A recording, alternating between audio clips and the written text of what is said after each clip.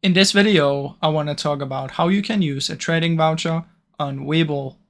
Now to do this, you should download the Webull app and follow these steps. So first step is you want to open up the app and go to your account, look for My Rewards or something called gifts or vouchers. Inside of there, you might need to claim your voucher, so just do that if you need to. After this, you want to make the trade. So find the starter option you want to do a buy order. Once you've done this, just enter the trade. Of course, if you want to do a sell order, you might be able to do that, but most of the cash vouchers is only for a buy order. Then once you've done this, you just want to look for an option that says apply voucher. Select the voucher you want to use and then just simply go buy it. So this is the easiest way to do this, guys. I really hope you enjoyed this short video.